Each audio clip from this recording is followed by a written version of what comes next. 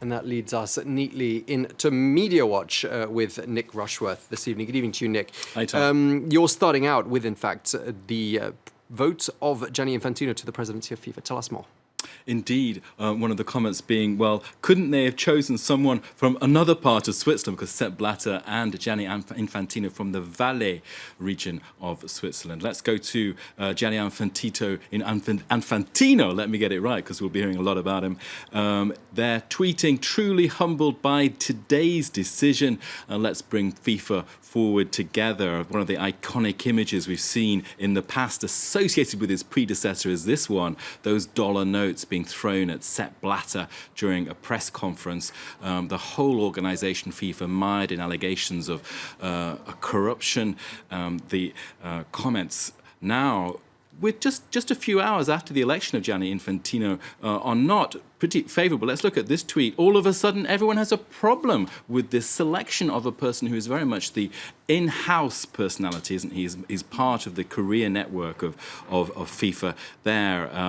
That tweet there pointing to criticisms. Diego Maradona has spoken out, the Argentina football legend, saying he is suspicious of Infantino's motives. He says Infantino is a traitor. The interview doesn't actually clarify much more about what Maradona means, but the criticism is obvious. Let's go to Gary Lineker, who's 80 caps for England. He's the front man for the BBC's coverage of football in the UK.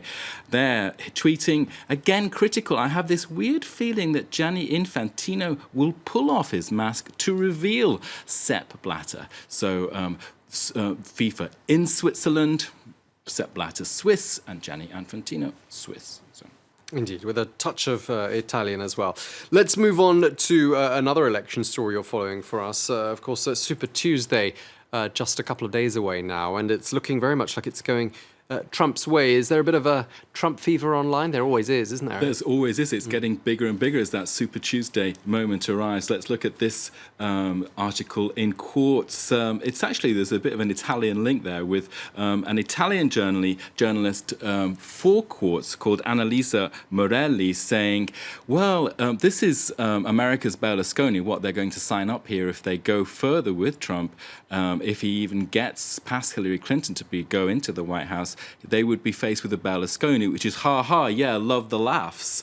But what do you have when it comes down to policy making? In terms of Trump, you don't really know because he's so much of a movable feast about it. The quote there from this journalist in Quartz is, like Trump, Berlusconi consistently seemed too absurd to be true. He won elections. He thrived off the attention.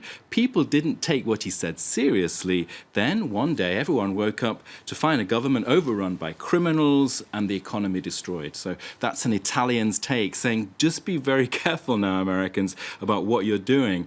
We're basically entering uncharted territory here, aren't we? Let's go to one of the that picture there, talking up the more ludicrous aspects of these two personalities. One of the conventional cartoons in the States there, one of the syndicated, depicting Trump as some kind of cancerous growth on the back of the Republican Party, which of course is, Tom, the party of Abraham Lincoln. He was the first of 18 Republican presidents.